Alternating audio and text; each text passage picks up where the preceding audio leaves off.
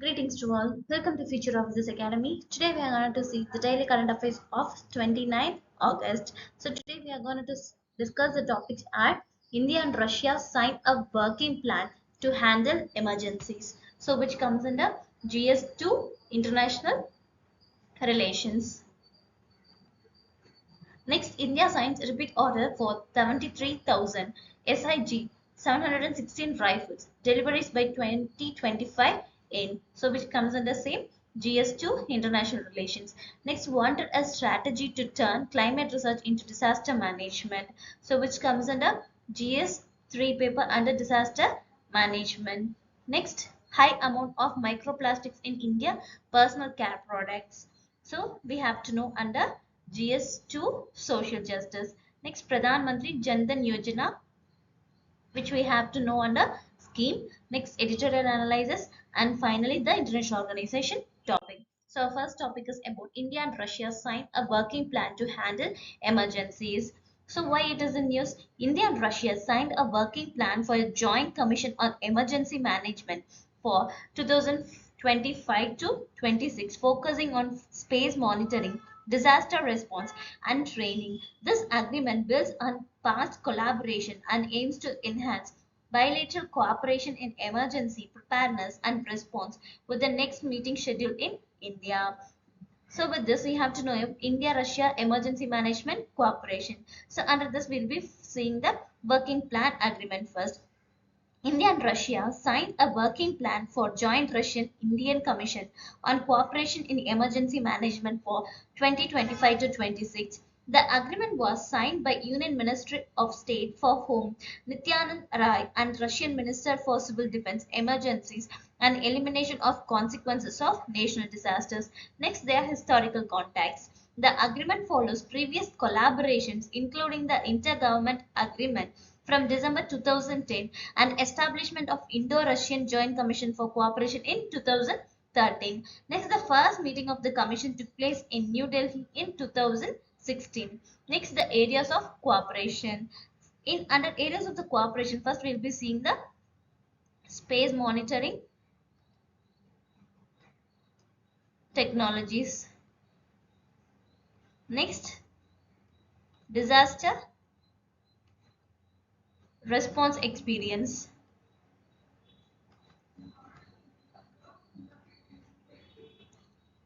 Next, training. So these are all the area of cooperations. Next, their future plans and objectives. The working plan aims to enhance bilateral efforts, improve early warning systems, and boost capacity building in emergency preparedness, prevention, response, and planning. The agreement is intended to upgrade existing frameworks and support mutual assistance in enhancing emergency management capabilities in both countries. So next we will be seeing the UPSC prelims question which have been asked in 2019. Recently, India signed a deal known as Action Plan for Prioritization and Implementation of Cooperation Area in the Nuclear Field with which of the following countries? So here the answer is B, Russia. Next, our topic is India signs repeat order for 73,000 SIG 716 rifles delivers by 2025 end. So why it is in news? In June 2024 for 73,000 SIG 716 rifles from 6 out US with delivered expected by the end 2025. These rifles will replace the indigenous INSAS rifles for frontline counter-insurgency operations. So with this we have to know about SIG 716 rifles. The SIG 716 is a modular gas-operated semi-automatic rifle manufactured by Sig Sauer, weighing 3.82 kg. It features a 16-inch barrel and an effective range of 600 meters.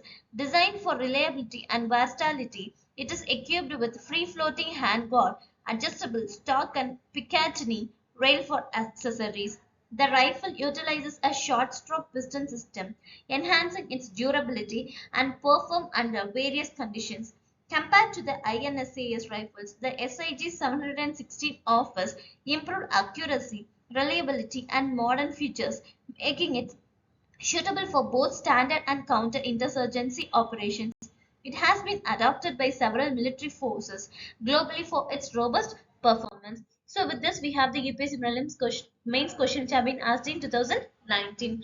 What introduces friction into ties between India and United States in Washington is still unable to find for India a position in global strategy which would satisfy India's national self-esteem and ambitions. Explain with suitable examples. So you can practice on this question. So our next topic is about wanted as strategy to turn climate research into disaster management. So India addressing its diverse natural hazards through improved disaster management and climate resilience efforts. Changes include the need for better localized forecast and effective implementation of climate research. So enhancing weather readiness involves bridging resources, the practical applications, and building capacity for sector-specific disaster management solutions. Next, the awareness and challenges. India faces a range of location-specific natural hazards, including heat waves, wildfires, heavy rains, landslides, drought, and cyclones. NDMA is recognized for its effective disaster response and efforts to reduce mortality and damage. Despite the achievements, NDMA contains these knowledge gaps and barriers in improving its operations to enhance weather readiness and climate resilience. Next, with this, we have to know about weather extremes and climate change. Indian regions experience weather extremes in all seasons with phenomena such as heat waves, wildfires, and the rainfall extremes occurring outside the traditional monsoon period. Climate change impacts, including cooler trends in northern central India and warmer trends in peninsular India. Next, their vulnerability factors. Vulnerability is exacerbated by population and economic growth, with people moving to unsafe regions and informal housing in unstable or flood prone areas. Increased tourism and infrastructure development in these regions contribute to the problem, as does the replacement of forecast cover with cash crops. Next, the ineffective translation of climate research. In India invests heavily in climate research and services to support various sectors, but uptake remains low due to insufficient location or sector-specific information and inadequate skills for using it. Next, the case studies of implementation issues. First, the irrigation advisories.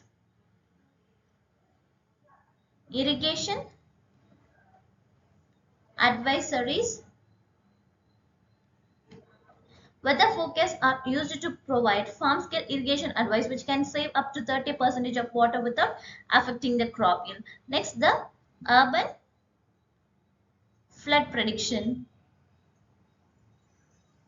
And finally, research to operations. So with this, we have the UPSC mains question which have been asked in 2019. Vulnerability is an essential element for defining disaster impacts and threat to people. How and what ways can vulnerability disasters be characterized? Discuss different types of vulnerability with difference to disasters. So you can practice this question also. Our next topic is about high amount of microplastics in Indian personal care products. Here, recent research reveals that personal care products in India contain harmful microplastic, including polythene and polycarbolactane. Despite claims of being eco-friendly or natural, many products contribute to plastic population, posing significant environment and health risks. Improved policies are needed to manage reduce microplastic contamination effectively. Now, where microplastic found? So first we have to know the microplastic. Microplastics are small plastic particles under 5 millimeters in size. They include microbeads which have diameter under 5 millimeters and are often used in personal care products like face washes and scrubs. Now, next is increasing use of microplastics seen in personal care products, pharmaceuticals and consumer goods. Now, what are the adverse impacts of microplastics? They are: first thing is environmental pollution. Environmental pollution, impact on wildfire health risk, health risk, bioaccumulation, bioaccumulation, greenwashing, and next is complicated efforts. Complicated efforts. So with this, we have the UPSC mains questions have been asked in 2019. How can the mountain ecosystem be restored from the negative impact of development initiatives and tourism? So you can practice.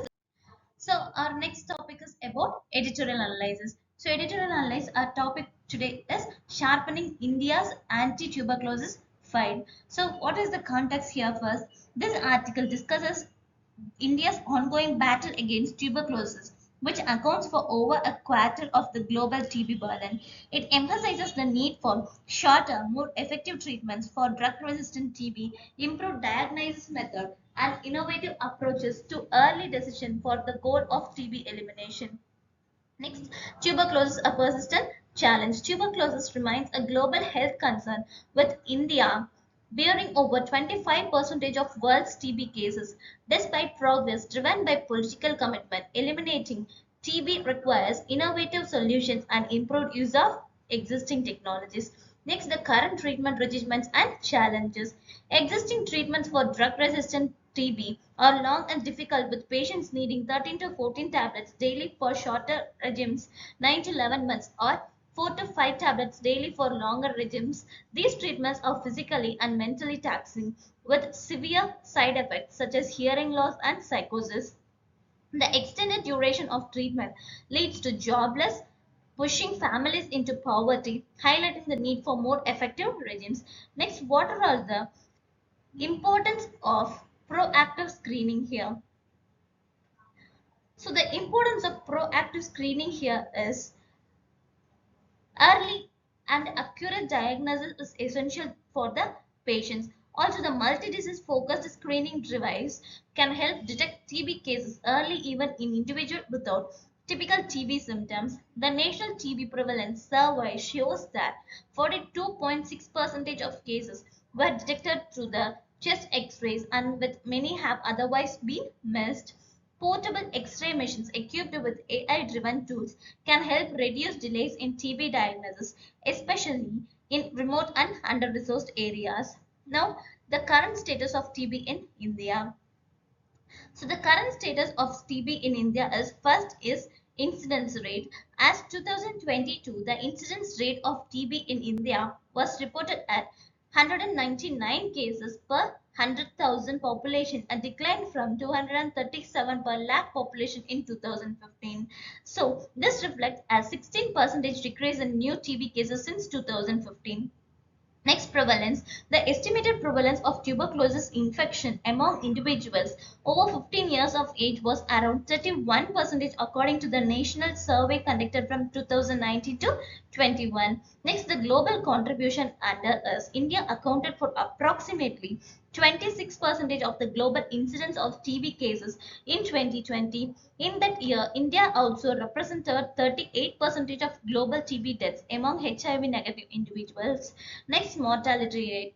The mortality rate due to TB decreased from 28 per lakh population in 2015 to 23 per lakh population in 2022, indicating progress in managing the disease. Next, the total cases. Estimates suggest that the total number of TB cases in India has increased from 2.2 million to 2.6 million in recent years, reflecting ongoing challenges in detection and treatment. Next, what is tuberculosis? So, tuberculosis is a bacterial infection caused by Mycobacterium tuberculosis. It can practically affect any organ of the body. The most common ones are lungs, pleura, lymph nodes, intestines, spine, and brain. Next, their transmission. It is an airborne infection that spreads through close contact with infected, especially in densely populated spaces with poor ventilation. Their symptoms are common symptoms to active lung TB are cough with sputum and blood at times, chest pains, weakness, weight loss, fever, and night sweats. Now, what is the treatment for this? TB is treated with a standard of 6 month course of 4 antimicrobial drugs that are provided with information, supervision, and support to the patient by the health worker or trained volunteer. Anti-TB medicines have been used for decades, and strains that are resistant to one or more of the medicines have been documented in every country surveyed. Multi-drug resistant tuberculosis is a form of TB caused by bacteria that do not respond as isoniazid and rifampicin, the two most powerful first-line anti-TB drugs. Extensively drug-resistant, that is TB, XDR-TB is more serious from MDR-TB caused by bacteria that do not respond to the most effective second-line anti-TB drugs, often leaving patients without any further treatment options. Next, drugs for TB. They have inazid, that is INH, isoniazid, that is INH. Next, rifampicin, RIF. Next, delamanin. So these are all the drugs for TB. Now, what are the different initiatives to combat TB here? First, the global efforts. The WHO has launched joint initiative Find, Treat, All, that is NTB, with the Global Fund for Stop TB Partnership. WHO also releases the Global Tuberculosis Report here.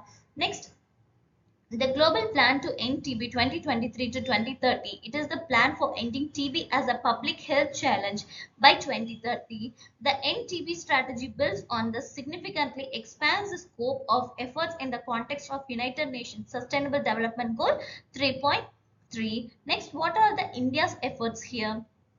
Pradhan Mantri TB Mukt Bharat Abhiyan, National Strategic Plan for Tuberculosis Elimination, TB Harega Desh Jeethenga Campaign, Nikshay Poshan Yojana, Report India. So these are all the initiatives of India. So next we are going to discuss about the international organization topic, Shanghai Cooperation Organization. So the membership of Shanghai Cooperation Organization has expanded since 2000 one, and it currently has 8 member states. In 1996, Shanghai Five established by Kazakhstan, China, Kyrgyzstan, Russia, and Tajikistan. In 2001, Uzbekistan is added in 2001. Shanghai Five renamed as SCO. Next, in 2015, UFA, Russia, the SCO decided to admit India and Pakistan as full members. In 2016, India and Pakistan signed a memorandum of obligations of Uzbekistan. So in 2017, at Astana, India and Pakistan officially joined SCO as full members. It was to announce that Iran would become a full member of the SCO in 2021. So now the members are China, India, Kazakhstan, Kyrgyzstan, Russia, Pakistan, Tajikistan, Iran, and Uzbekistan. Observers are Afghanistan, Belarus, and Mongolia. Their dialogue partners are Armenia, Azerbaijan, Cambodia, Sri Lanka, Turkey, Egypt, Nepal, Qatar, and Saudi Arabia. So here, Shanghai Cooperation Organization objectives. So SCO stands for Shanghai Cooperation Organization. It is an intergovernmental political, economic, and security alliance found in 2001 by Kazakhstan, China, Kyrgyzstan, Russia, Uzbekistan, and Tajikistan. The first summit was held in Shanghai, China in 2001. So the official working language of SCO Secretariat is Russian and Chinese. The main objective of SCO are strengthen relations among member states, promote cooperation in political affairs, economies, and trade, scientific, technical, cultural, and educational spheres, as well as in energy, transportation, tourism, and environmental protection. Safeguard regional peace, security, and stability. Create a democratic, equitable international political and economic order. Next, Shanghai Cooperation Organization significance. So, first they have the areas of cooperation: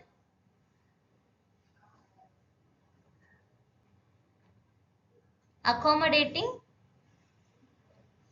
large population of the world and world GDP.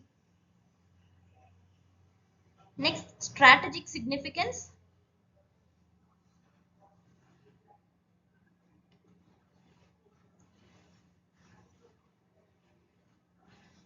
bulwark against terrorism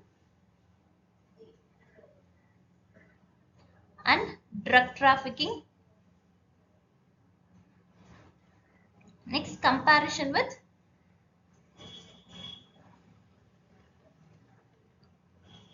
Quad. So these are all the significance. So that's all from today's topics. To read this document, you can visit our website. Our website link have been given in a description. To get more daily current affairs videos, follow our YouTube channel and Telegram channel. Thank you.